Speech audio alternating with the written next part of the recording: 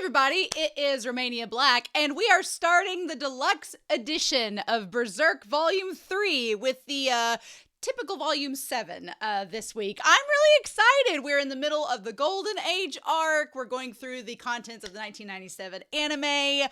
We've seen like new stuff introduced that was not in the anime already. I'm really excited by what's to come. It's just all around something that's very, very exciting, and so I can't wait to see what we end up getting out of it. So yeah, I've got some comments before we start Volume 7 though, that I want to address that were pretty cool. Sunray pointed out that Puck is the name of a fairy in Shakespeare's Midsummer Night's Dream. And I was like, oh, okay. So there could be some influence from Miura there, being that Miura was influenced by Shakespeare. Miura's influenced a lot, but I don't know if time travel is one of them. Then we have Lyndon. I liked Lyndon's kind of description of Guts as a kid and this idea of the violence. And it's kind of like they described it as like a cat killing a rabbit, like a predator killing its prey and then showing it as if being proud of this moment. It kind of on a very animal and instinctual level. They had a really good comment on Patreon about that I thought was really good. And then how do we distinguish ourselves from animals? What makes us, more so than that and have more humanity? So I feel like I've talked a little bit about that in the anime discussion, but I thought that was really good to bring back up. Then Moomin talks about Berserk being influenced by the Rose of Versailles, which is a shoujo in which Lady Oscar's design is very similar to Griffith's. And I thought that was interesting. And then another possible influence could be Ariane Rosemarine from a 1970s shoujo. And I was like, yeah, I could definitely see Miura drawing influence for creating Griffith's character, because Griffith looks a lot like I talked in the reaction for the anime, like Unico. He looks like the villain from that series. He looks like the Bishonen BL couple protagonist from the 1980s and 90s. So yeah, I can see the influence there. And then finally, Mikkel Fox talked about the Count's Castle and being kind of influenced by Eastern European Gothic aesthetics in the architecture and Dracula's castle from Bram Stoker. I definitely agree. I really like kind of the Gothic Eastern European aesthetic in the architecture. I like the designs. I love the influence. It's so well crafted and there's so much detail. You could probably write an entire dissertation just on the architectural design of Berserk. You could probably write several dissertations about a lot of aspects of Berserk and be totally fine. So I thought that was interesting. But yeah, so thank you all so much for those comments. I thought they were really, really good. I'm super excited to dive into this volume. I was really excited because I got like one of the last copies of this off of the retailer online that I got through. And then I went like the week later to get volume 4, which I have in the wings ready to go. And I saw that this volume was sold out. And I was like, ooh. Usually if a volume of something is sold out, I'm like, there's probably a good reason for it. So that is super exciting. So speaking of which, before we start, and as this ice is melting in my mouth, I want to give a shout out over to Patreon, to our philanthropy tier, because I was recording really far ahead during the anime, so I didn't get a chance to thank the philanthropy tier very much. However, I think that it is really cool that the philanthropy tier over on Patreon, they are super supportive. Their funds in helping me support the channel are really what have bought these deluxe volumes, because they are not cheap, but I want to give you guys a reaction to the manga and I want to do it right. And so I want to get the proper channels and the right copy, and I want to support Miura with the official release. So thanks to the philanthropy tier, I'm able to get the deluxe editions. And I've noticed that the 1997 anime is coming out on Blu-ray just in time as I finish. So I probably will want to try to get that. Of course, I'll use my own funds for that because I've already looked at the anime, but I want to support the official release. I find it hilarious that I finished the anime and then they're like, okay, we've got it ready on Blu-ray. Did you need it? So I thought that was really fun. But yeah, so special thanks to Alex Cornejo, to Anime Annie, to Be Happy, to Dana, to Destiny Marie, to Danger Zone, to Eric, to Kiri, to Loisiji, to Lyndon, to Matthew Palfinier, to Nameless Monster, to Sunspots, to Shimoyama, to Trails, to Translucent Men, as well as Murphew and Nicholas. Thank you all so very much. I greatly appreciate it. All of my love. Thank y'all so much. So, with this, I've only got it open to the opening page. It just says Berserk Deluxe Edition 3. Haven't looked at anything else with it. I literally pulled off the plastic about 5 minutes before starting this video. So, very, very exciting. I happened to look on the back because it has that little back little page they include with each of the volumes. I didn't read the first two cards for volumes 1 or 2 because I was like, and I just threw it away. I glanced at the one for volume 3 and it does give a little summary, and I was like, oh, so I'm going to be careful not to read those in the future once we're past the Golden Age arc, because I was like, I don't want to find out like anything that happens, so I'm gonna have to be careful to throw those away. So I just realized that today and was like, probably good I didn't read the first one, right? But in any case, we are going to start volume 7 of Berserk, and we're going to do that here in 3, 2, 1, and let's open this sucker up and see what we get. Ooh! Oh, okay. Oh, yeah, it's just Berserk Volume 7, Volume 8, and Volume 9. I was like, it didn't give us any table of contents for the chapters yet, and I was like, are they not going to do that? But no, it's just the three volumes. Yes, I love that shot of Guts. Look how rough. I love the rough sketch and like the shading of that. That's so good. He looks like a feral animal. He looks like he's going berserk. Yes. I'm also really excited because Dark Horse, somebody in the comments was talking about Dark Horse being the best way to go if you're going to read Berserk, and I agree. But I really like these deluxe editions. I've noticed that Vinland Saga is getting deluxe editions now, which I'm going to wait on Vinland Saga. I'm like one deluxe edition at a time. But I also saw that Trigun was starting a deluxe edition, and I have pre-ordered volume 1 of Trigun, but they've pushed it back twice. Originally, it was supposed to come out like in September of last year or in December, and then they pushed it back to this April, and then they pushed it back to this fall. But Dark Horse released a statement on Twitter/X or whatever, saying that they wanted to make sure it was of the highest quality, so that's why they keep pushing it back. And I'm like, you know what? If you're gonna make sure it looks amazing, take all the time you want, because that makes it worth it. So cool, exciting. Oh, okay. Casca chapter 3. So we're finishing up Casca's chapter. Prepared for death. Oh, survival. Oh, Campfire of Dreams. Yay, the bonfire and the battle for Doldrey. Ooh, okay. Oh, we are just going to be trucking along. There's several chapters in there. There's like 4, 5, 6, 7, 8, 9. There's 10 chapters in this volume. Yeah, so now we're getting to like 20-page chapters, which is a good time. I like this shot of Guts and Casca, just the way that they're positioned with him with his back to her, and her, you can kind of see through the arm sleeve. You get like, it's the weirdest boob window in existence. But yeah. Everything changed that day. How I thought, how I lived, everything. From a life I continually endured to a life of fighting to succeed. The paltry dining table by the fire with my family around became a glorious battlefield adjoined by death and blood. That's so interesting that Casca's like, my once humble life in the sticks now became this battlefield. But it became a life, you know, there's like pros and cons, right? The pros was she was with her family, you know, in this dining table by the fire, and things were so simple and somewhat easy, but it was just a life that was just enduring. It didn't really give her any means of success or ambition or anything like that. And in the battlefield, you know, you could succeed, but you're also surrounded by death and blood all the time. So give and take, right? But, oh, that's so interesting. Oh, and since that day, the day I met Griffith, I even now feels like it's been one long dream. Oh, I love how she's drawn there, and she's got like her hair cut, like she chopped it off, and she's with Griffith just as his right hand soldier. Oh, that's so good. I idolized him. He was like a prophet or a saint. I like that she chooses the word idolized rather than loved. I think that's a very important distinction to make, because idolization is not necessarily love. There's a very big difference between the two. And so I like that she's setting up, and that Miura's setting up, that Casca's, her views of him aren't necessarily love, but they're in fact like just putting him on a pedestal instead, right? Which means there's some distance there, right? And I like that Guts doesn't say anything. He's just like, I feel like in his head he's like, okay, so she doesn't love him, so do I have a chance? No, he's not thinking that yet. But yeah, most importantly, leading us was a young man who could still be called a boy in his innocence. He wasn't a noble or a knight, but a commoner like the rest of us. But he had that drive, right?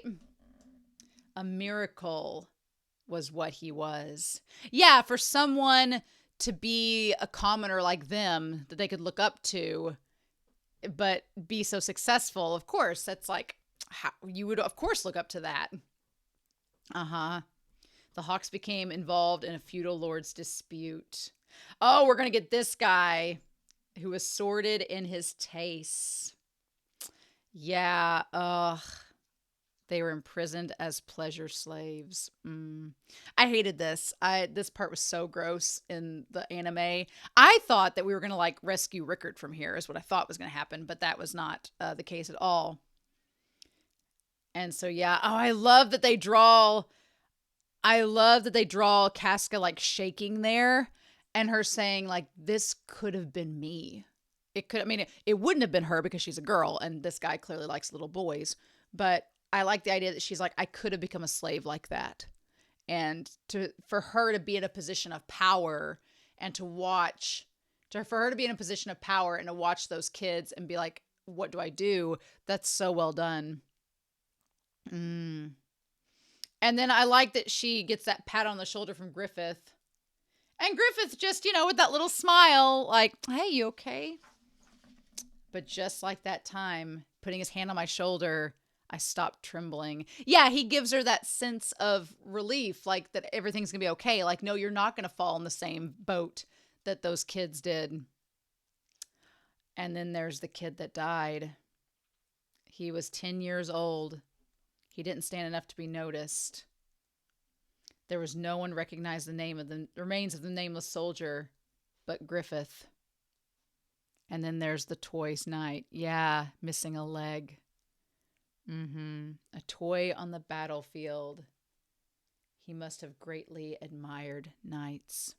It's interesting how they show his expression in the manga here. In the anime, he distinctly looks sad.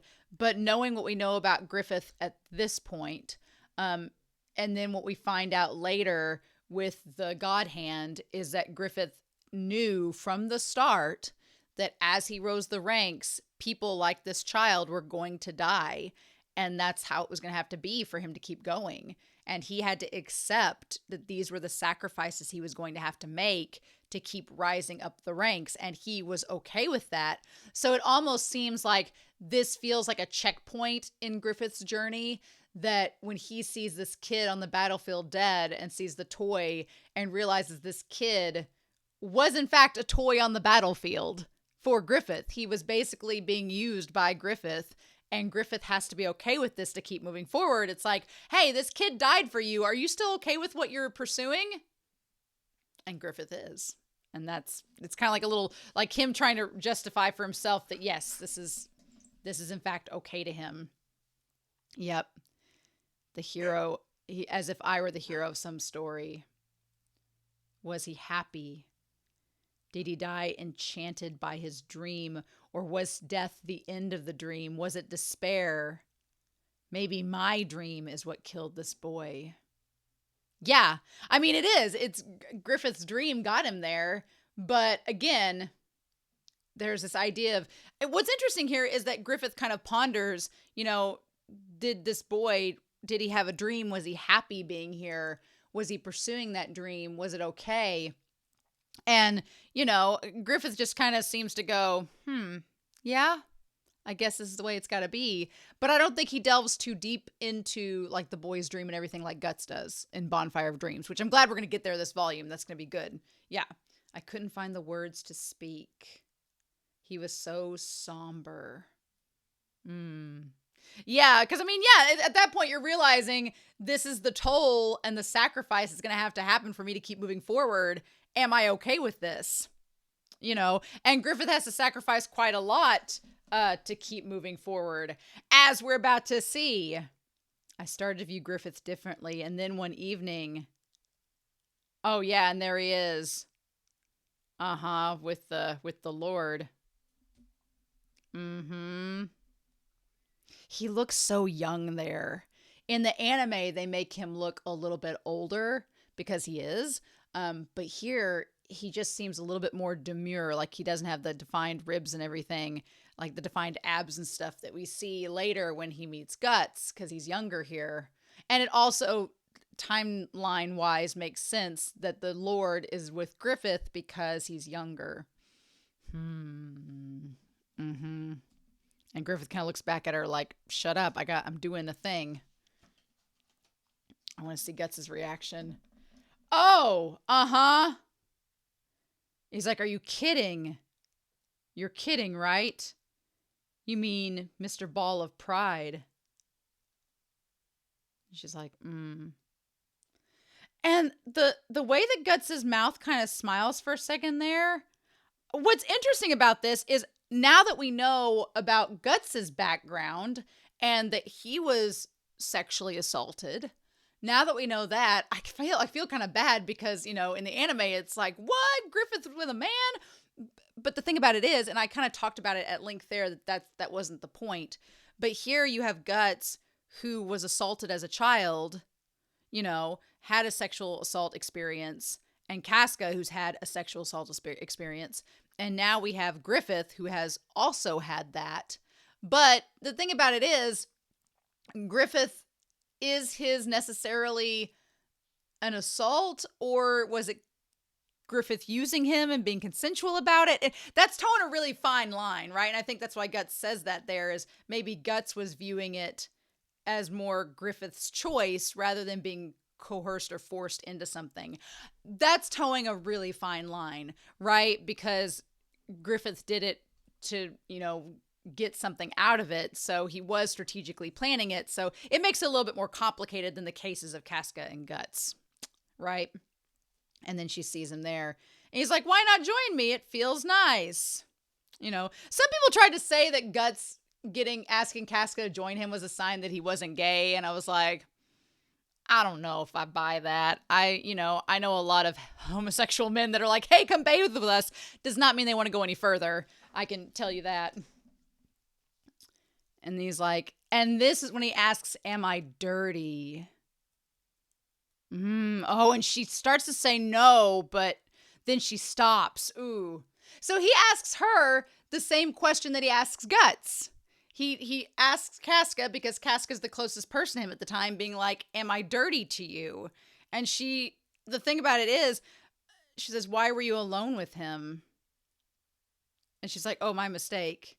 Was it a world council or something? He's like, no, you're not mistaken. And then she says, why with someone like him? So there's a lot going on in these 2 pages. One, I do like that we get this contrast of when Griffith asks her, am I dirty? And she can't quite say no because she's so kind of shell-shocked from it. When he asks Guts later, Guts is like, no, you're not dirty.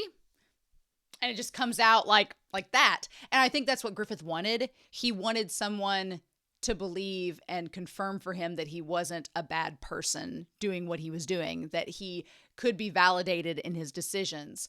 And Guts gives him that, and that's why he loves Guts.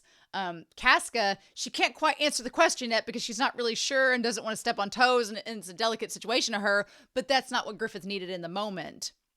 And she's like, why were you alone with him? And he doesn't answer the question, almost as if he's wondering if she was going to judge him. And she's like, oh, well, my mistake. It must have been a war council. And he's like, no, I'm not going to be that person. I'm going to tell you, no, it's what you thought it was. And what I love about this scene, I talked about it in the anime, is she's not, upset with him because he's gay. That's not the point. Or if he was, that's not the point. The point is, she's like, why were you with someone like him? Like, she's like, I don't care if you were with a man, but why him? He was awful. And that is when he says money. Oh, that face. Oh, that face. Oh, and It's just Griffith is such an interesting character because he has these moments where he seems so vulnerable, and these moments he seems so like quiet and soft, but then in like an instant he has a glance that looks so sinister and devilish, and you're like, what? An army consumes so much money just being. We need war funds. I seem to appeal the old man, and I was interested in his fortune. And Casca's like, but still. And she's like, aren't we doing well enough? He's like, it would take too long. And with every battle, I lose more troops. And she's like, is it because of that boy? And he says, no. And so here's the thing. What's also interesting is Casca thinks when he says this, oh, he's feeling bad about the little boy that died, and he's wanting to prevent other people from dying like him. No. Griffith is not really, that's not the point. Griffith is being logical, and he's like, look, I can't lose troops. I need to be successful. This isn't about the Boeing dying. I know that was going to happen anyway. It's about being logical and logistical about all of this and taking advantage of one man to save 1,000 troops.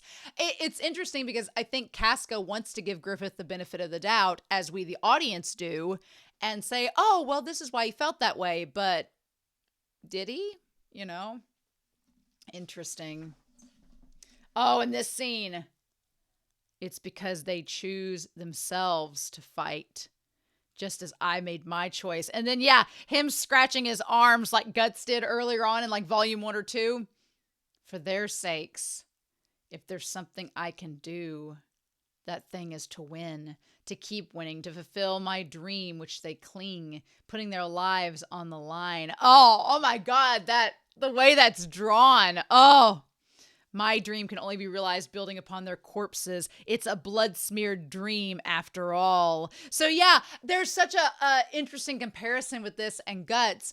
Guts is seeking vengeance and seeking out Griffith in the future because he's like, I have to fulfill the dreams that they clung to. That's so interesting. I can see where Whiteboard Kun is gonna have to come out in future volumes. It's gonna happen. But yeah, you have the idea of Guts. You have all these people that had dreams and they've died because of Femto, and Guts is like, I have to avenge them and the dreams they couldn't fulfill by going after Femto. And here you have Griffith who's like, I know my dream, I know what it's gonna cost, and people are dying to help me achieve it, so I have to achieve it. I don't have a choice, otherwise their deaths are for nothing. And he's like, and I'm not a wasteful person. And I'm like, oh my God.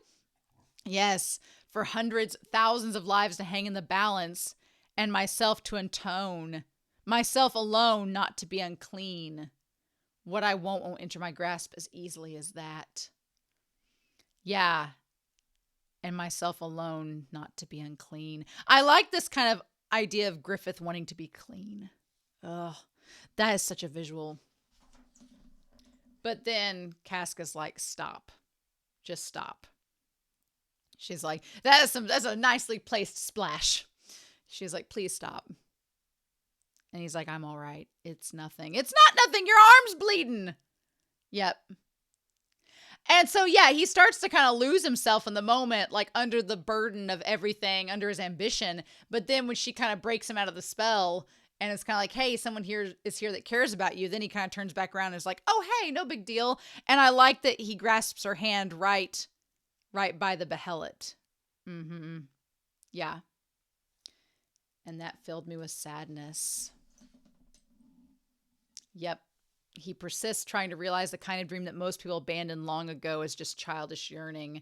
Yeah, the idea of, becoming king of a kingdom it seems so, ambitious as a kid, and then you realize quickly how hard it is, and most people are like, oh hell no, that's not gonna happen. I also like, again, Guts with his arms up, like just sitting back there reclining, showing off that body. I'm like, Guts still looks quite young there in that moment, even though he's 18.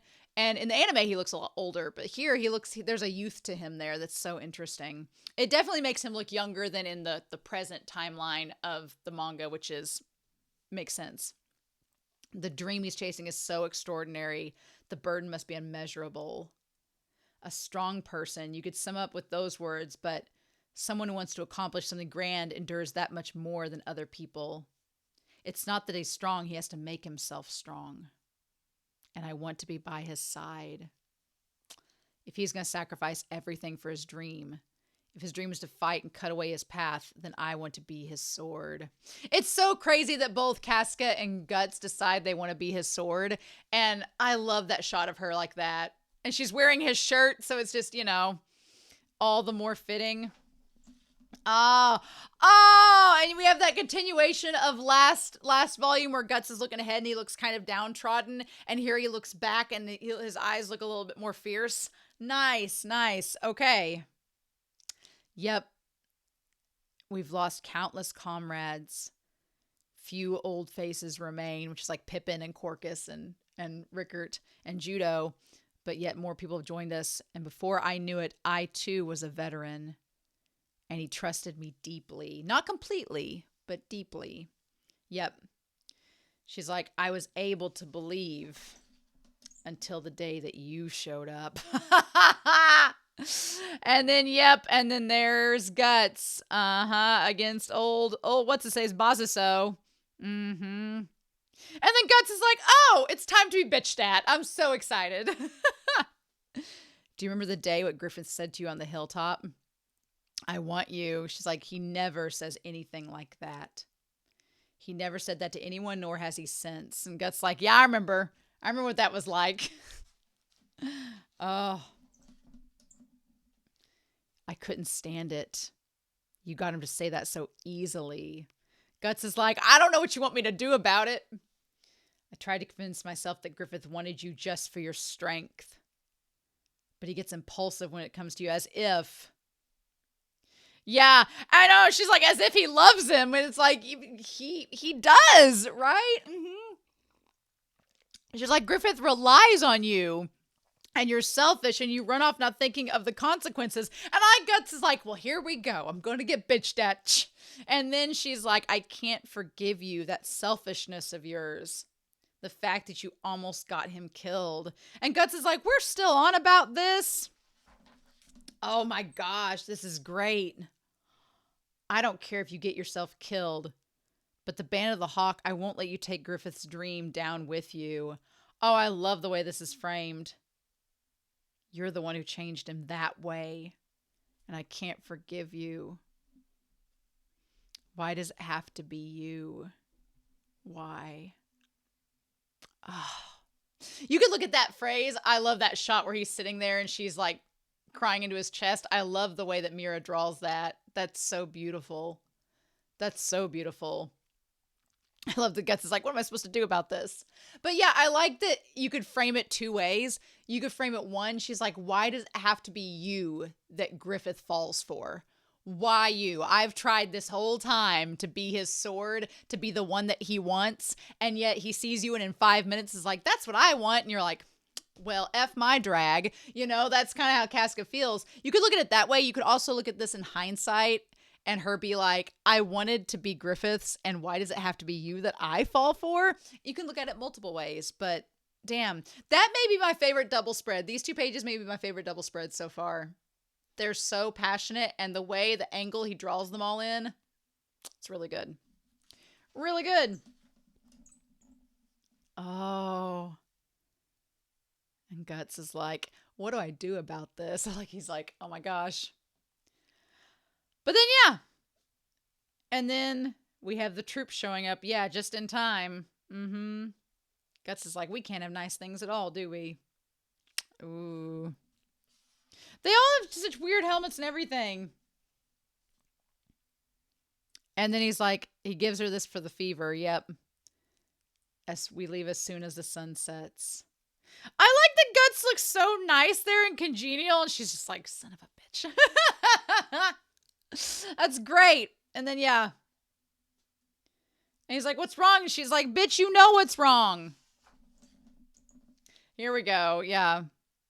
It's like, women are such royal pain. I came with this little nose snuck up. Like, women are such pains, right?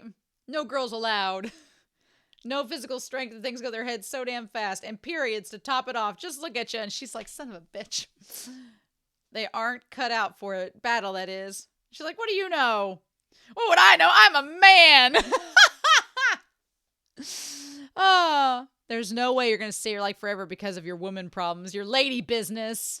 I always call it lady business. It doesn't matter to the enemy if you're a woman or whatever. And then she's like, fine, let's go. I like that this is Guts' like simple way of trying to like just, he knows if he Guts has no idea how to coax someone gently. So he's like, I know Casca will respond if I just give her some hard love, right? See, and that smile's in the anime and everything. Like, Guts is not, you know, our feminist icon Guts. He knows how to get Casca motivated in a way that will make her feel, it's the weirdest thing. He berates her for her gender, but does so in a way that motivates her and she's okay with. I always feel like a lot of people get mad at Guts for that moment, but then you see that smile up there at the top and you're like, no, he knows what he's doing. He's doing his own way of coaxing, right? But then there's all these bitches, these ugly ass mofos. Oh my God, it's Adon. Look at him. I like that now that his helmet is off, Adon looks so comically ridiculous. And then Guts, I like Guts kind of looks playful here on the page, right? He just kind of is like, what the hell's that? We hold a grudge. Oh yeah, because he's like, personally, I'll administer the torture technique passed down through the Corbowitz family for 200 years. And then there's a 100-year convulsive death. And they're like, overkill, that was too much, sir. And then like Guts is like, what the hell is that? Same to ya. Oh my God. And then Casca's like, this is exactly what Guts was talking about. This asshole that is missing half of his teeth. And Guts is like, you better rethink that. She's a nightmare. Oh, Guts, come on. She'll bite it right off. I like that she elbows him and he's like, I bet she would. Oh my God. And then, I love how Miura can go from drawing like the two of them in this beautiful like moment, just the two of them, and it's so detailed and quiet, and then instantly there's 1,000 people on the page and you're like, okay, oh Guts, my dude. Oh shit, Casca just it's Guts and Casca decapitating that guy instantly. You've done enough for me. Fair enough. Okay. Just a little Yona of the Dawn thing. Miura was best friends with Kusanagi, who is the author of Yona of the Dawn, which is like the shoujo version of Berserk, kind of. It kind of is, in a way, less miserable. Although recently it's kind of taken a turn where I was like, are you being influenced by Miura Kusanagi? But anyway, the main character of Yona of the Dawn, her bodyguard is kind of like Guts. His name is Hawk. And there's a scene where they're back to back kind of like this in the manga. And it's very similar to this. And I just imagine Miura and Kusanagi talking to one another, being like, I'm going to do the back to back scene. You do that, girl. And so I love this. Nice. What a great chapter. Aw, I'm with Casca with a little wiping the tear away. This is a great chapter. Prepared for Death, chapter 2. All right. Oh, nice. I love this. Miura just give us all the good art. All the good art. Oh my God. What? Look at the like blood and guts in the face exploding. What? Oh my God. That's insane. And Adon's like, oh, well, about that. I love the action. I love the movement. This is amazing. Oh my God. Oh, what the fudge? There's another eyeball. There's like 2 eyeballs gone already. Like that. Oh, it's a little bit gag worthy. Don't have a very good gag reflex. So there we go. What is with this guy? What is on his face? You know what? He has like the eye shield up there. He looks like Guido from Star Wars. What is happening? And then Casca. I also like Miura showing like the action shots by showing each of them like in motion. That's really, really cool. Like obviously we, the audience, know there's not 3 Cascas on the screen, but I like the way that that's demonstrated there. It's really good. And then she got my artery. I'm glad these soldiers know their anatomy. And then, oh my God. And then we have Blastoise. This is like Mega Blastoise. This is... It's getting in there. His brother Samson. Bro, oh my god, that armor is absolutely ridiculous. The second command of the Blue Whale Ultra Heavy Armored Fierce Assault Annihilation Knights Corps. Samson! God, I feel like Adon is so slimy and I hate him, but he's such a cheesy villain that I can't help but get amused by him. Oh my god. She just talks him up so much. Amazing. And then, yeah, just brute strength. And Casca's like, yeah, that would be really, really bad. And Guts is like, I love the little sheen in his eyes. He's like, I'm going to let her get hit. Oh my god. And just hit the mace head on. Oh shit. Oh! And he hit it back. Oh. She's like, there's no need for him to take damage. His sword is taking head on. Is it my fault? And then she sees that he's wounded. Yeah, and I'm like, Casca girl, it's not your fault. He's clearly in front of you because of a reason. He chose this. You know, it's not your fault that he's doing this. Ugh. Oh my gosh, the arrow wound you got protecting that woman. And then she's like, wait, protecting me? Arrow wound? What happened? And he's like, go and hightail it to the forest. And Guts is like, look, lady, did you not hear what I just said? I'm trusting you to defend yourself. Now you trust me and get on out of here. Oh, I love the mace breaking up. Oh, that's so good. Yes. That is so freaking detailed. Mira. I love the use of light in that. Like the shadows on that. That looks so incredible. Oh my gosh. The anime made this a really fun scene, but that, oh my god. Like, I don't know, the way that the light and darkness, the shadows bouncing off the armor and the light on Guts, like where he just, again, there goes another eyeball. We're like 3 for 3 already. But I like that, like, Samson is totally in black in the armor, and when Guts swipes down, his armor and everything, it's almost like he's embedded in this white light. So cool. Nice.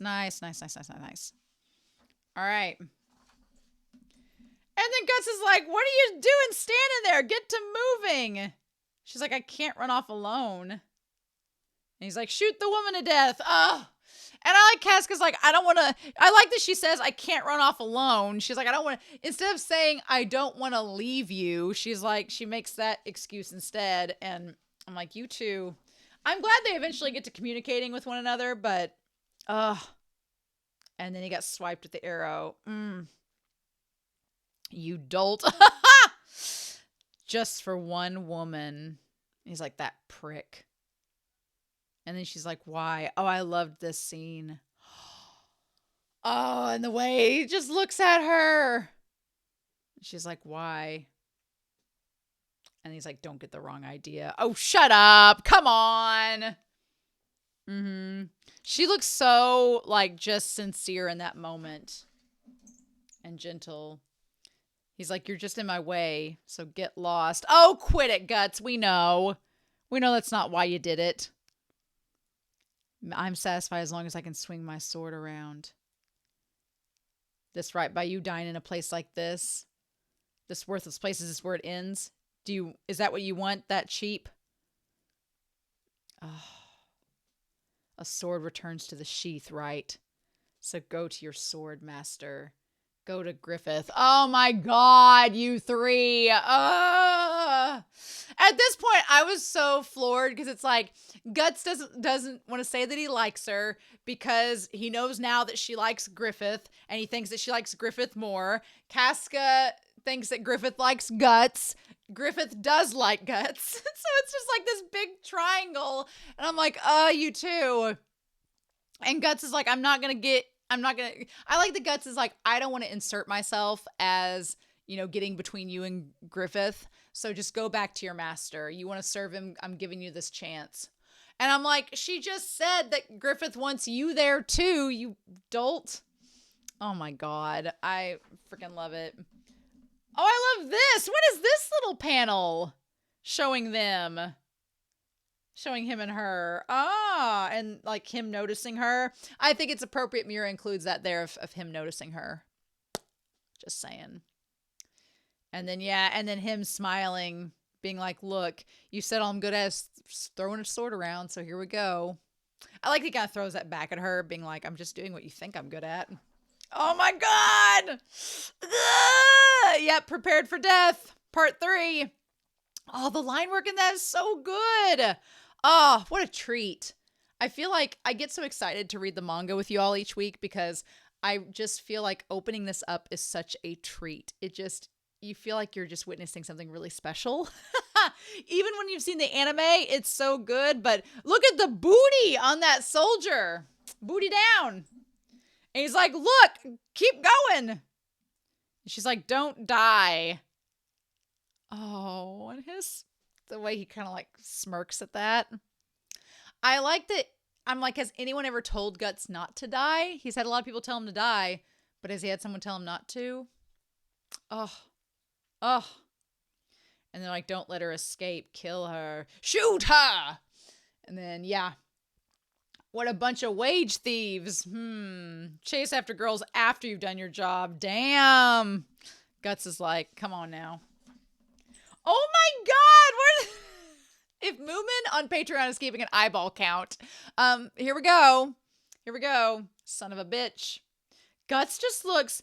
The scary thing is Guts' like face looks so eerily calm throughout all of this. It's a bit terrifying.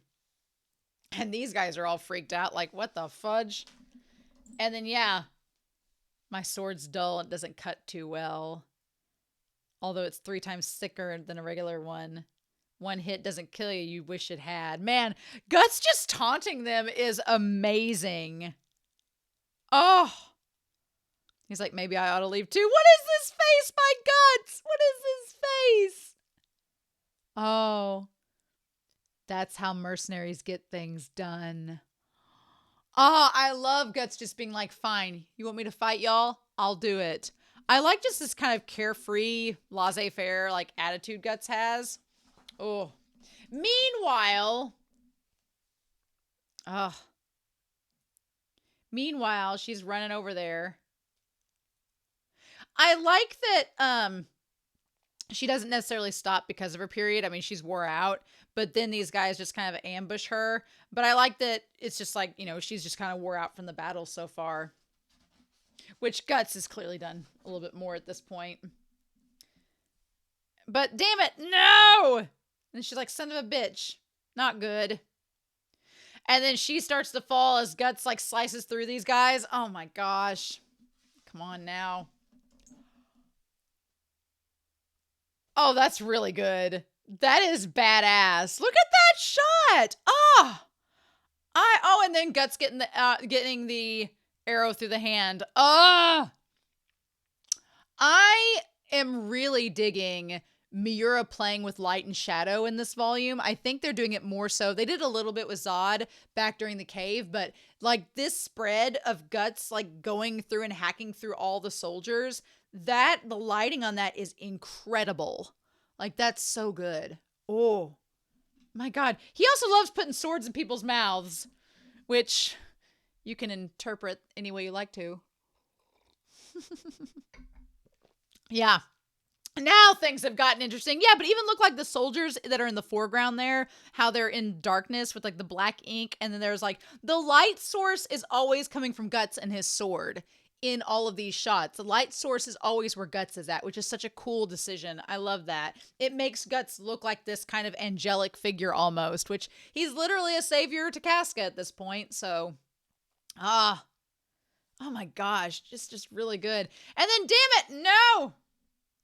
Okay, so Casca defending herself, damn it, and then this guy getting her down on the ground there.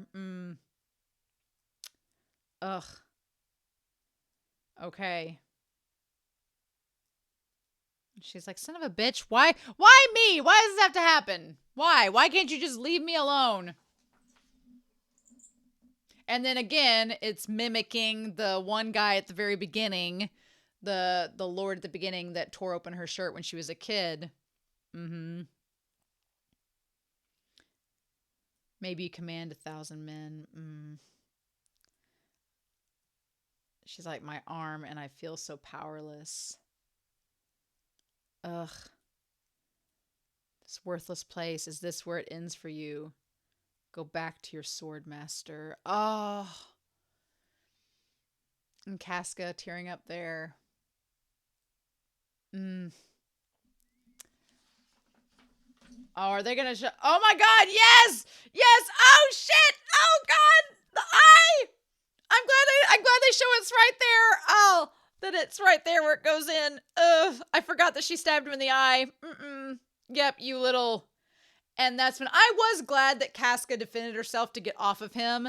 Glad, and then she went for a sword. And that's when, and she managed to get the sword right as the others showed up. I was like, yes, nice. So I liked that when she was down on the ground thinking of Guts, it's sort of the juxtaposition of Griffith gave her a weapon to save herself and to fight back, but Guts gives her the motivation, like mentally and emotionally, to go on. I like they both kind of do that for her. They give her the physical and spiritual means of success. Oh, that's about far enough. She's the only woman for us, so she won't come cheap. Well, See, my vision with Judo is that I always viewed during the anime that Judo and her were platonic. They were just platonic besties. Judo was like the gay best friend, but he's not gay. I don't think so. But like the best friend stereotypically that just helps her along, and they're platonic friends and he doesn't want anything to do with her. But so many people in the comments were like, Judo always loved Casca. And I was like, I don't know if I see that. I kind of see it now. I see where he's saying like these little casual phrases here and there that kind of hint the fact that he liked her, but he never really acts on it. So that's on him. But it's fine. I think in the end, Judo like realized like this girl has two crazy guys after her. I ain't getting in on that. But I do like that. I like Judo standing up there so proud, being like, we saved Casca. Look at this. And then another eyeball. Dear God, there's eyes going everywhere. What is happening? Look at this. Look at this. Oh my God. 100 men. The sun's going to come up before I finish splitting your heads. That is insane. That spread survival. That is gorgeous. Miura. That is freaking incredible. I love this manga so much. This looks great. Beautiful. All right. And then they just keep coming at him. I love that Miura, I mean, at this point in the story, this is just Guts fighting these guys over and over again. But it's just him fighting, and yet Miura makes it look so amazing and dynamic. He's like, why am I risking this life in this dumb place? Yep. Even as these thoughts, the beat of my heart will still remain. Oh my gosh. And she's like, we have to go help Guts and let's hurry. Oh, I like little chibi Judo there. He's like, oh, and he catches her. And of course, Judo's like, Guts, what happened? I like that Judo's like, damn it, I was going to have this heroic moment where I saved you. And you're going to be like, thanks, Judo. And she's like, we have to go rescue Guts. And he's like, son of a bitch. Yeah. He's like, someone give her a hand. She's like, forget about that. So I could get away. He stayed behind if we don't hurry. Yeah. She's like, we have to go back and get him. And Judo's like, oh, okay. And then this scene here always reminded me kind of Zod, like where we saw all the troops dead in Zod's cave, and we come back here and see all these troops.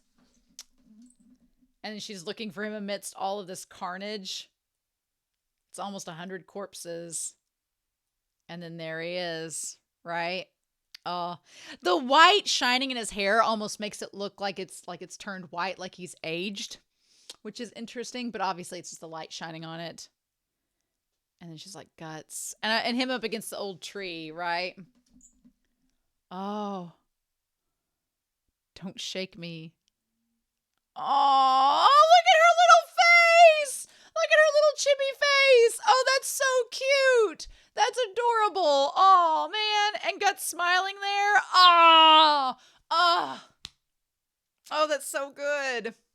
It's so good. Love that. Make way for Prince Ali. And Rickert, your bag!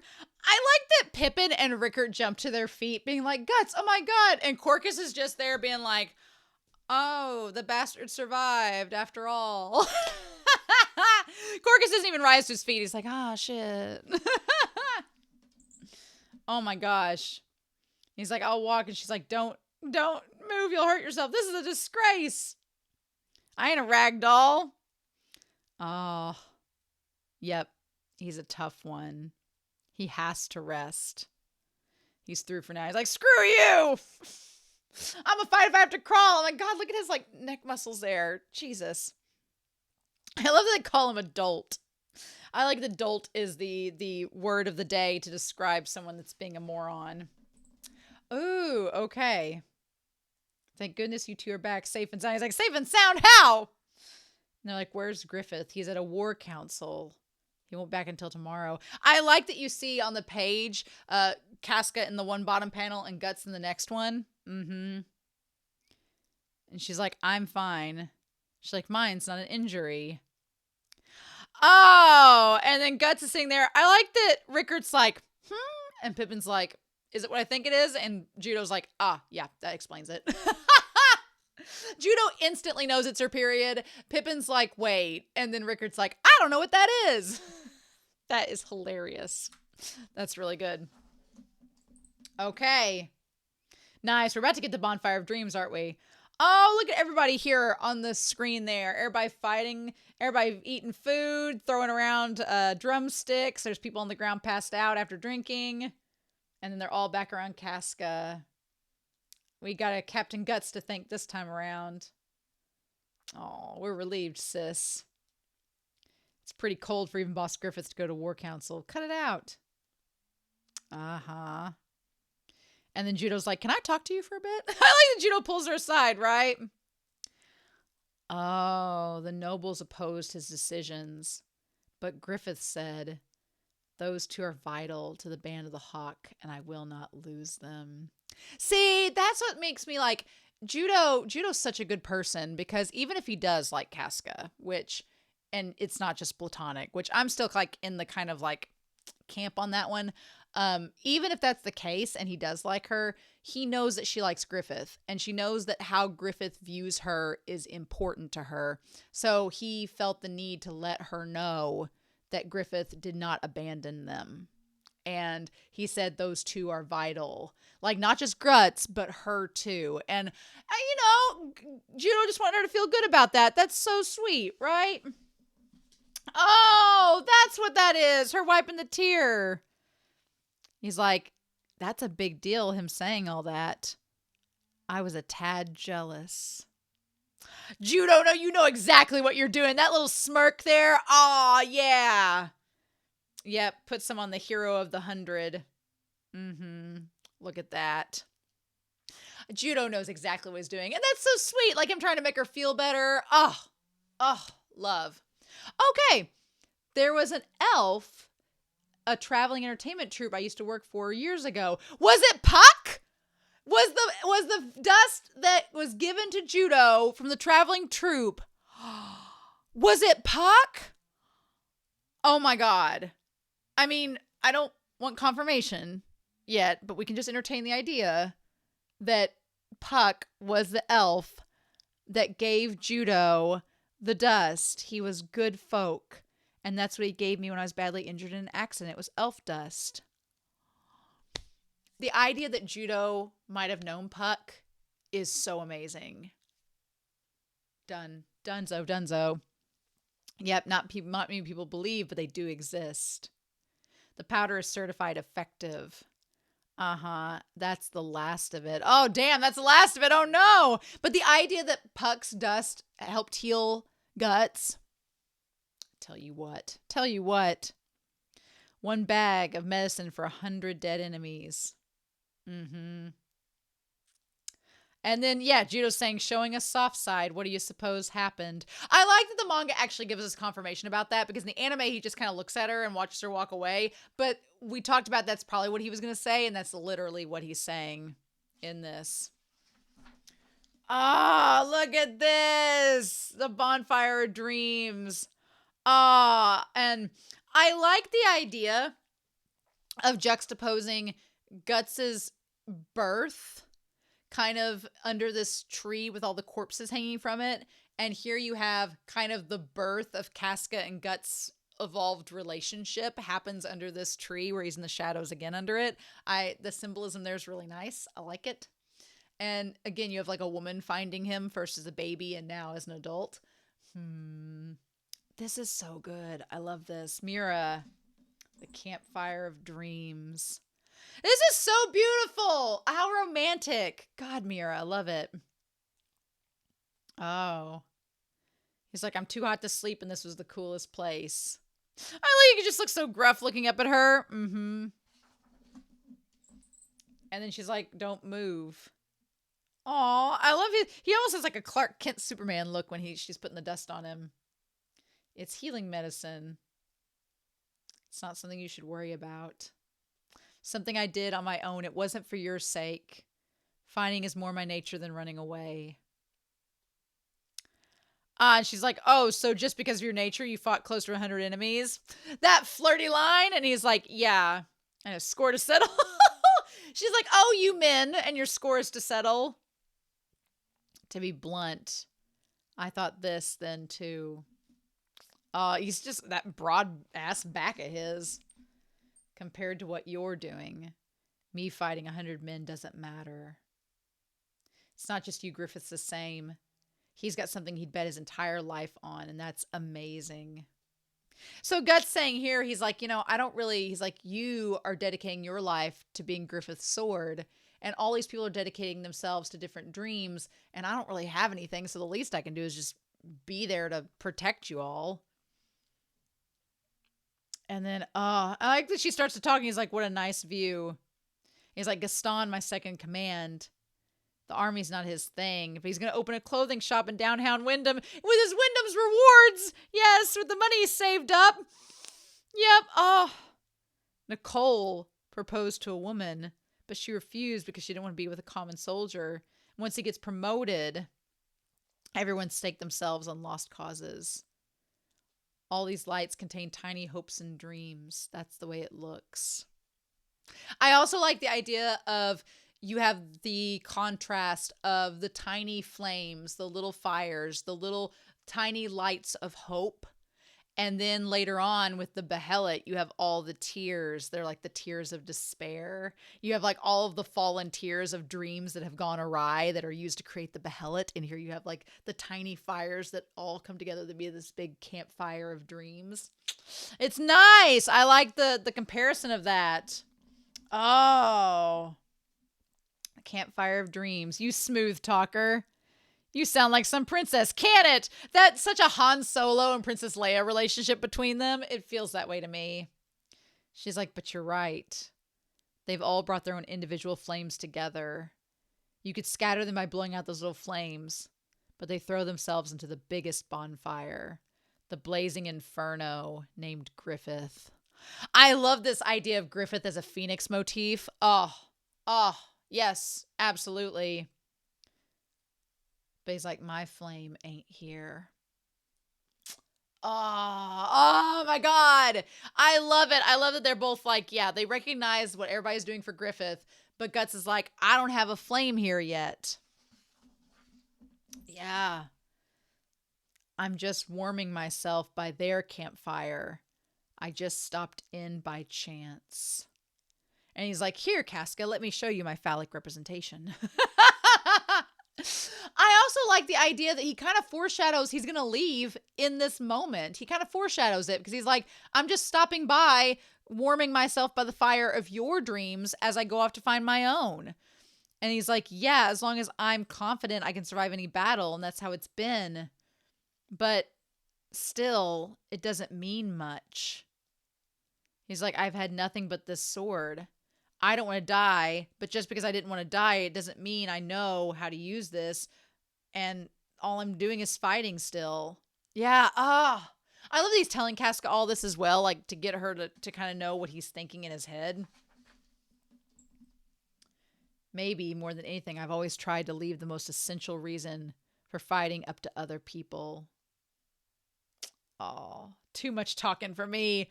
What was I rambling about? Why'd I tell you that? Pathetic. And she's like, right back at you. Oh, I love that face she makes to him.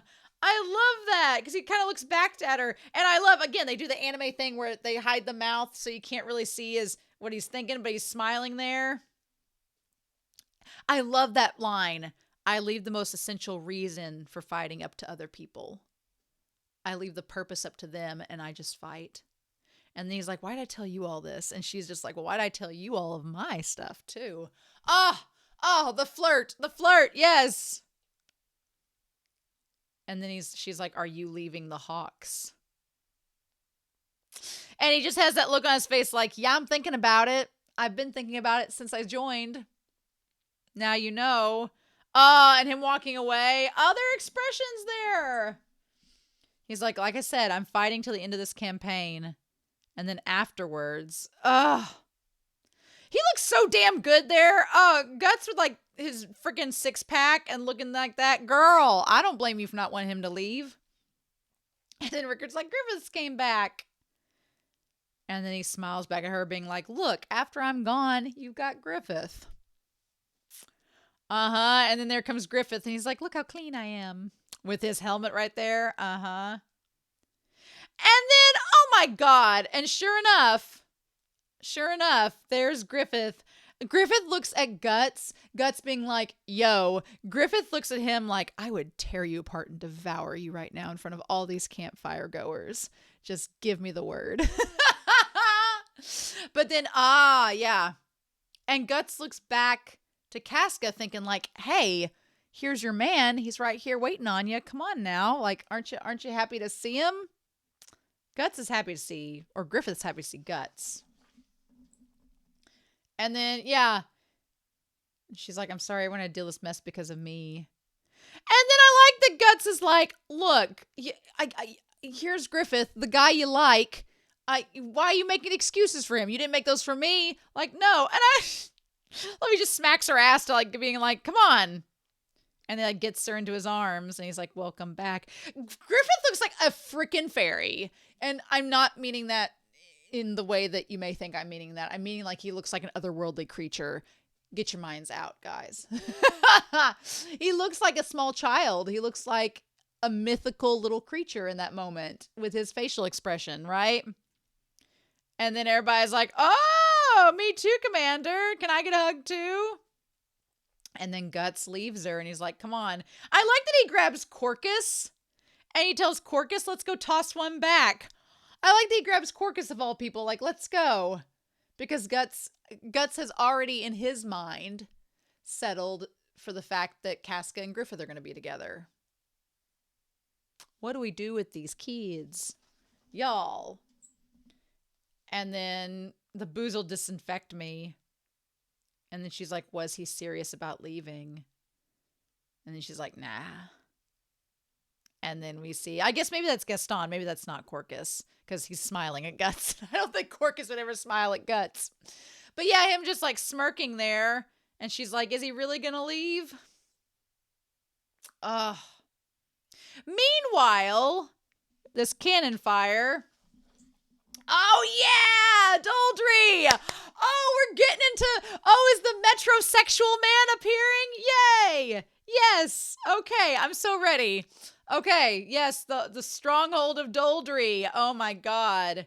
Wow, they really make it look just absolutely just as droll and terrifying as possible. I love Tiger Man's armor. It's so freaking cool. Yes, it's so cool.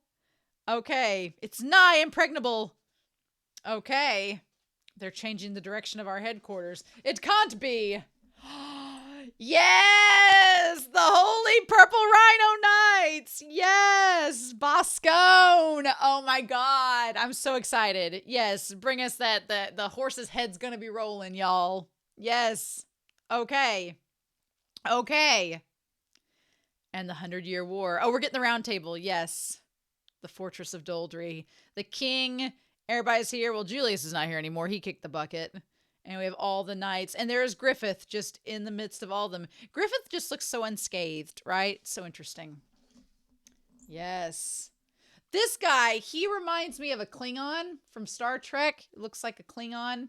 This guy that's now the king's right-hand man has like the dragon armor. It's a fun time. I'm assuming he's from the White Dragons because there's the dragon armor. So I'm assuming he was maybe Julius's second in command and now he's bumped his way up, right? Yes.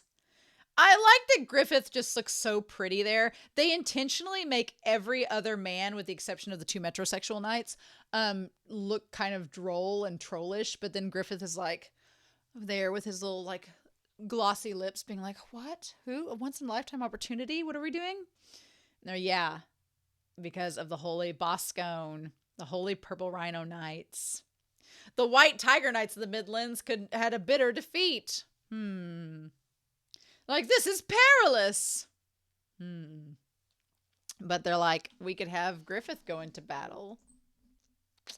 Because nobody else wants to. Yes. Oh, look at Metro Knight. Yes. And Griffith's like, if His Majesty ordered me to, I'd go do it.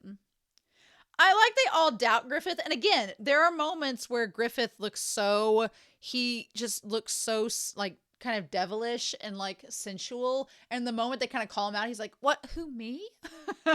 He just looks a little more childish. Was that sincere? There's no need for a large force. I will only require the band of the hawk. Man, look at metrosexual knight there in the corner. Look at him. He is looking fine. He is manscaped to the gods. He like came to this battle ready to impress. Oh my God. I also like how the tiger knight just got like the veins on his forehead and he looks absolutely pissed off. He's like, well, how could you take a 30,000 strong occupation? What are you doing? And then, here we go. Here's Metro Man. Yes. I love that he just stands up and he's so calm. He's like, let's let this go on, you know. And they're like, what do you think? And then Griffith looks over at him being like, thank you, sir. A man of culture, I see. Interesting. Yep. We command the band of the hawk to capture Doldrey. Yes, this boyish newcomer. His Majesty's gone senile. Love it. Love it. Oh, the detail in this chapter is amazing. Oh, here we go. Yes. Well, that's how it could feel. You lose your own forces. Yes, Laban, Sir Laban. Look at this guy. Looks like a mandatory meeting. Yeah. I simply came to say the truth. Sir Owen. Yeah, Owen. Wow. Wow. It's like Paul Rudd and Owen Wilson like together in the live action in Netflix's live action Berserk. Paul Rudd and Owen Wilson reprising the role of Laban and Owen. It'll seem so fitting. And they're like, if he can't do it, then no one in Midland could take Doldrey. Certainly. And I love that they just watch him walk by on his glistening white horse. And he demurely nods his head as he goes. And they're like, I don't know whether I should say this as a man, but he is quite the image of one. Oh, these two, look at them. Look at them. Oh, distinguished commanders. We might be fighting alongside the hero of the century. Oh, there were stars in Laban's eyes. Stars and stars. Oh my God, I love it. And I love that we go from everyone caring about Doldrey and making it like the biggest deal in the world to Guts going, who cares? It's a place. Love you. Never change, Guts. Never change. And Casca's just like, oh my God. This man won't be able to do his own taxes, will he? Oh, I like that we get to see them actually playing the game. Nice. Play a game called Honcho Bakuchi. 2 dice are rolled. If the total comes up odd, it's Han. If it's even, it's Cho. Nice. He's got the devil's luck. I like that Guts looks up and sees Casca like, what's up? You got something on your mind? He's like, we've done this stuff many times. He's like, don't worry about us gambling. It's fine. I hope he stays calm and composed. The Hawks got involved in the territorial dispute. The nobleman I mentioned, yep. Governor General Gennon, Supreme Commander of the Tudor Empire. That's the current title. And I like that Guts like has knocked these guys down with his wagers. So interesting. Okay, in the anime, I was thinking about this just now. In the anime, they kind of built up Genin, I feel like, with a little extra appearances throughout the season to kind of get you used to the idea that he was someone important, and then they throw it on you. Then they have the flashback, and then they throw it on you that that's been the same guy this whole time, and you're like, oh. So I feel like the anime tried to build that up a little bit more, whereas it's just said here, and that's literally it. Oh, poor Adon. Yes, oh, poor Adon. Adon, the invincible, resourceful general. Oh my God, I love it. I love that his fellow troops are all just like, who said that? You're really tenacious. What's up, sir? They're all like little Dwight Schrutes following around Michael Scott, and Michael Scott is Adon. Uh-huh. I love it. And then Boscone's like, I'm a man, sir. Like, he comes in all like Lex Luthor. Look at this. Look at this. Yeah, Adon is such a cheesy antagonist, and then Boscone's like, bitch, I'm for real. Man, that is an imposing presence. Oh my God, look at the face! That face is so serious. Oh my God, that's like serious in almost a comical way, right? Like, he looks so serious, but juxtaposed next to Boscone, it's like they're both absolutely ridiculous in two different ways. Oh my God. Ah! Yep. You dare to return alone in dishonor. Oh my God. Ah, inexcusable. Amazing. Oh no. For the remainder of the war. Wow. So poor Adon. Adon's like, what did I've been stripped of my title. Oh, ew. Well, I'm glad we get this extra detail of Genin with the nude male statues bookending the curtains. I see his tastes have aged a little bit, perhaps. No, not really. I think there's a kid there too. Gross. Oh ho. Was this guy trying to be Pei Ming or something? Ugh. Boscone I really like as an antagonist, but he seemed a lot more intimidating in the anime. Here he kind of seems like cheesy in like, I don't know, he kind of looks like if Lex Luthor and Dwayne The Rock Johnson had a baby. That's what his character looks like. But the way his lips are overly exaggeratedly like poochy, it kind of seems almost comical. So that's interesting. Because in the anime, I felt like he was just this really intimidating presence. And here it's almost kind of like there's a weird humor behind it. Oh no, there's a little kid. I feel sorry for him. Don't worry, kid. This guy won't be around much longer.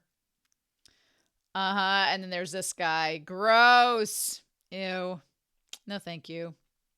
Meanwhile, we have our troops moving out. What's interesting is that the battle here, like the area with Doldrey, it's very desolate, right? It looks very desolate. And it's not Mira just not drawing, it's that he's intentionally making it look like this, where it's a very isolating feeling. Okay. And then Judo asking how his injuries are. He's like, that stuff is no joke. The more I look at that, the more I want to go home. Yeah, with 30,000 troops. And it's guarded by the Rhino guards. I like that Guts says, though, it's just a little big.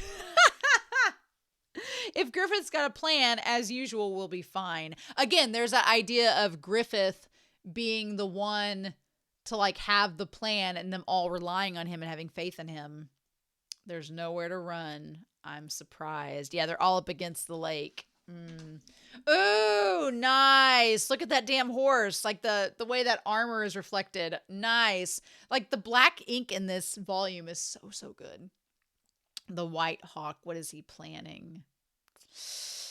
And I like that I think the governor, like he makes a bunch of errors in this because the governor going out in the battlefield, Like, I think that there are a lot of small errors made here that show how a group of how a group of a lot of men, when you have an army of 30,000, can still fall to a band of 1,000 just because of making bad decisions. Oh, he's a fine wine worth the value of his weight in gold. An intoxicating phantom. Ugh. Oh no. The burns of that night still do not heal. Oh my God. Yeah, calling him a lover. Ew. I mean, I do like the description of Griffith as an intoxicating phantom. I do like that, which then we get femto, but get away, dude. Gross. So yeah, meanwhile, it's all part of the plan. Oh my God, Griffith's saying it's all part of the plan. Oh my God, yes, according to Cake. It's all going according to Kakaku. All right, and I like these, like, are you all right? And Guts is like, want me to show you? I like that you have this creepy old man talking about being Griffith's lover, and then you talk about the person that Griffith actually wants to be a lover to on the same page. And then, Guts cutting the smoke, and then smiling to Griffith. Shut up. Shut up. Oh.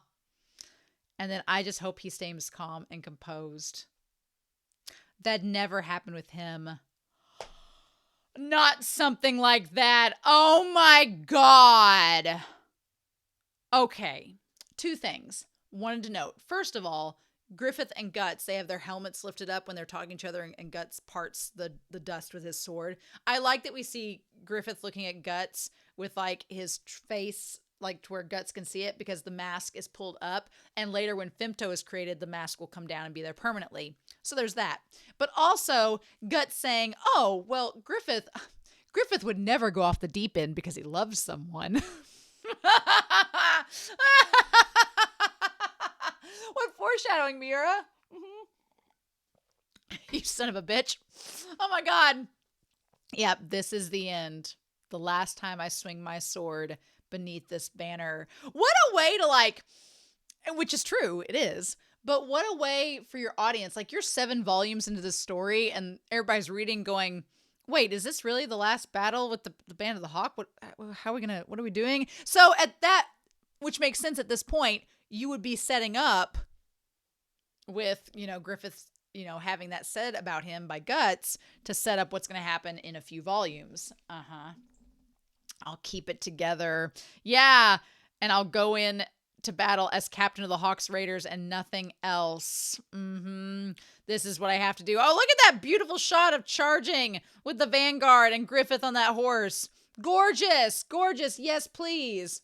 I love it. Also, I want to note, Guts' horse is freaking jacked. Look at that heart girth. Look at that. Love it. Okay, and then Boscone. The fool. Ugh. Yep.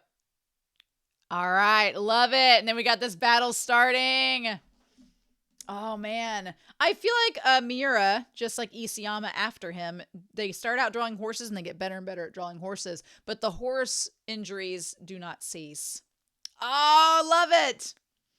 The way that Miura draws action shots in the perspective, is amazing. Look at this shit. Oh, I love that. Oh my God. Like, want to make note, the horses were saved this go around. It's just the bodies getting completely decapitated and severed. That is amazing. Wow. That is gorgeous. Love that. Oh my God. This volume is a feast. I'm seeing why this deluxe volume has done well so far. Oh my God. Wow. Okay. And Boscone's like, who's this guy? This is a problem. This is a problem indeed. Okay. The Battle for Doldrey, chapter 3. Are we going to get to see Zod before we end the volume? I really hope we do. It's been a hot second. I really hope we do. It feels like it was longer in the anime than it was. I feel like it was longer in the anime than it was for the manga, but we're doing a volume per week, so it doesn't feel as long. Look at this double spread. Oh, I like that you have the rhino's horns cut off now with Boscone, and you have him and Guts like separate ways in that double spread. That looks so good. Yes, please. I had someone comment back for episode 4, and I can't remember their name, but they were talking about how that they were glad I was looking at the deluxe edition instead of the digital versions. And now I see why, because if you were doing a digital version, it wouldn't show you those double spreads like that. It would show you one page at a time. So I like that, or usually that's how it works. So I like that we're doing the deluxe version here. Oh man, the damned hawk is quite a soldier there. Yeah. Okay. Oh, also like the Greek, the little Is that a satyr, the goat man that's there with the young soldier, or not, the statue of the young man with his little leaf over his junk? What a connoisseur of the arts. Oh, wow. But Boscone, he'll kill Griffith. Will he disregard my command? And there's the shrimp flag. Yeah. I'll take the battlefield. I also, I really like the fact that the Count and Ganon kind of look similar in this situation, the way that they're drawn. There's like, it's almost like Miura is drawing their desire and their corruption and how it affects their physical appearance. I think that's really, really well done here. Nice. Anyway, now'd be a good time, boss. And then Griffith's like, all right, all hands withdraw. And I love the Guts like smiles like, yeah, we're working in tandem. We got a system going. Look at us. We're such a dynamic duo. Oh, wow. Okay, the outcome of this attack. What are you doing, Boxcone? Your Excellency. Oh my God, look at his armor in comparison. Yep, oh my God, with the big plume feather. Looking ridiculous. And I like that Boscone's like, son of a bitch, why are you here? Why are you here? That's not good. And he's like, I'm in direct command. And Boscone's like, well, we are screwed. Like, we had a good thing going, but now this old codger's on the field, and he's going to change everything to try to keep Griffith for himself. We have screwed up. Ah, it can't be helped. Pursue the enemy. Oh, I like the use of white space there. That's really good. Everything is in the palm of your hand like it's always been. Oh my God! Guts, why are you saying these lines like this? I mean, everything's in Griffith's palm of his hand like it's always been. And it always will be, right? Oh my God. Jesus. Miura. Yep. And then he's like, take formation. Oh, wow. It's do or die. Lay down your lives. There's no other chance for survival. But if we do survive, we'll stand victorious. Oh my God, look at that. Look at that. There's the shot. Ah. I love how like kind of pretty Griffith looks in that moment as he's yelling. Oh, that's so good. So good. Oh my God. What do you say to that? That is epic. That is, damn. Like, I love Miura is experimenting and playing with shadow and light and style and the line work and the way that like the ink is like splattering like blood across there. And you see the bodies up ahead fighting and falling. I could sit here and stare at this for like another minute or two, but you all would just sit here and stare at me staring. So I have to go back and do that when this video is done. Meanwhile, there's Casca. Nice. I like the outline. I remember being a little confused in the anime at first because they didn't show us like, they just showed us like the boot that was on the ledge, but there's that. I thought that I got confused with Casca and Zod together, but they're loading the cannons up. Oh, I love it. Nice. Oh, no, and then that's when they're going to go in. And of course, Adon with his eye patch is like, it's that lady. Oh my God. Here we go.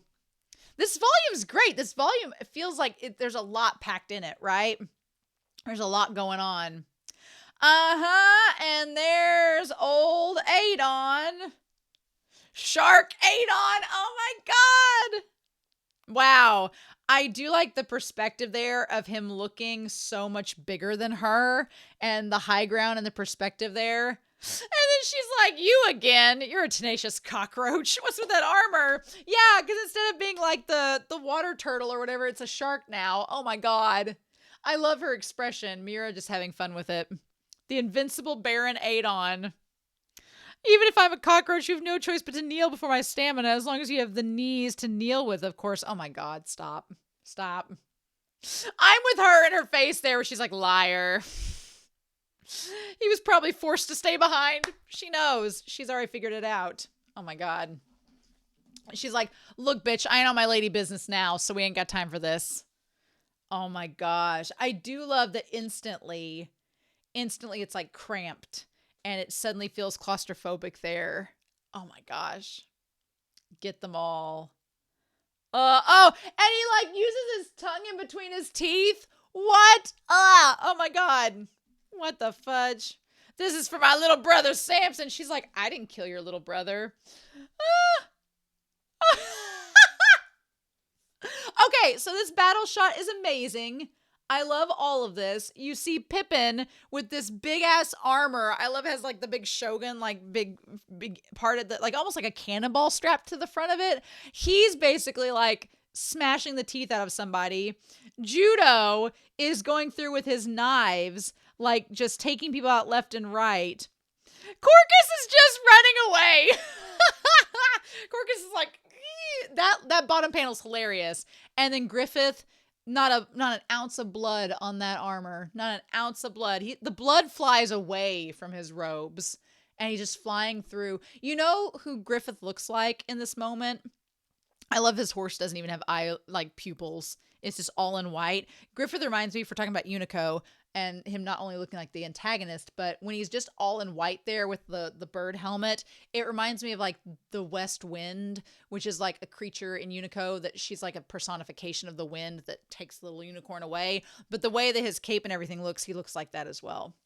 Okay. And then I love you have Griffith in all white, just shining there like this angel, and you turn the page and there's Guts as a demon slicing through everybody. His horse has the veins on its head coming out, and Guts is just like, let's do this. And then here comes Boscone with his big ass Clydesdale stomping up. Look at that horse stomping up. Look how like thick that horse's legs are, which Boscone's a big guy. So it makes sense. And there's a lot of armor on that horse, so it makes sense. But damn, that is so impressive. Oh, and there goes, oh my God. There we go. Just bloop, pop off that shoulder. Pop off that shoulder piece. Oh, damn. Okay. But his sword's going to break, isn't it? His sword is finally going to break. Isn't that right? Yeah. Meanwhile, while Guts and him are like flinging swords and doing their like Dragon Ball Z equivalent where everybody's like, I can barely see them. We go to Adon, and I love that they comically, like Miura draws him with like the thick line work. It's so funny. Oh my God. Really? And then her, yep. But why? You couldn't lay a finger on me before. She's like, I wasn't in my top form. Women have their own set of circumstances. Get it, girl. Get it. Oh, you're telling me you were on your period. She's like, don't shout it out. Ah! I love the guy in the back. They're like, a monster doesn't stand a chance. This is really incredible. And the guy in the back, oh, it was her period. Oh my God. Oh my God. I love this moment. I wish this had been in the anime so much because Adon's being like, what? You were on your period? Good thing he knows what those are. But I like the one guy in the back's like, oh, that was what it was.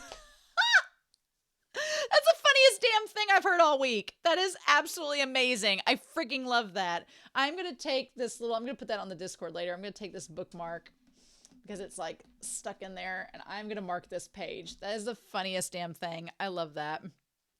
Okay, and she's like, let's not talk about this anymore. Okay. Meanwhile, oh no! Yeah, when Rickert got his arms, like, sliced, I was like, no, not Rickert! Also, another eyeball flies off as Pippin, like, just waylays and takes out half that guy's face. Fun times. Okay. He's like, Pippin, no matter, damn it. It's just a matter of time till we're all wiped out. I like Rickert's like, be more positive, Corcus. No way. If we're gonna drown, I'd rather die fighting. And then Corcus is like, little Rickert's flipped out. I like Corcus is like, am I really gonna step back here and let this little guy show me up? I love it. I love Corcus's reaction to Rickert. That's so cute. Adorable. In the midst of this grisly battle where people's faces are flying out, we get Corcus and Rickert having this little moment. I freaking love that. Anyway, I'm gonna move this back over. Anyway, then we have Griffith. Meanwhile, Boscone and him, yeah, his helmet's flown off. He's strong.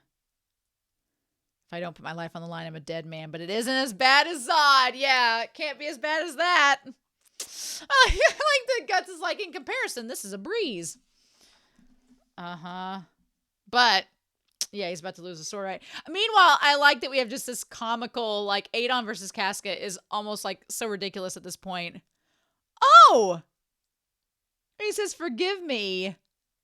Why is there, like, a little puck flying behind her? What? Why is that? I guess, is she just kind of stunned and we're supposed to, like, are we supposed to assume that this, like, puck being like, what? Like, the same kind of, like, reaction? Or is Puck actually there? What? What is happening? I'm assuming that it's not literally Puck there. It's just she has a similar reaction to him. But really, I wish Puck was there. I wish we got some images of Puck. Interesting. I'm so curious by this one shot of the fairy that probably means nothing. Oh yeah, and that's when he fires the arrow with poison, right? What? I love that he suddenly gets serious. He's like, you fool! The secret advanced archery technique passed down through the Kolberwitz family 1,000 years. Resha, Shinraya, an arrow that's dipped in a potent narcotic. Furious attack, thunderclap burst. Oh my god. Yep. Your evil deeds are an end, you bitch! She's like, I don't want to listen to you anymore. Oh my god. Oh, damn it! That's it! No! Son of a bitch. I am curious about the whole Puck thing. I don't think that that's really supposed to technically be Puck. It's just curious that that reaction is there. And this is the first time we've seen like a fairy in the background since Puck was brought up having possibly met Judo before. So interesting.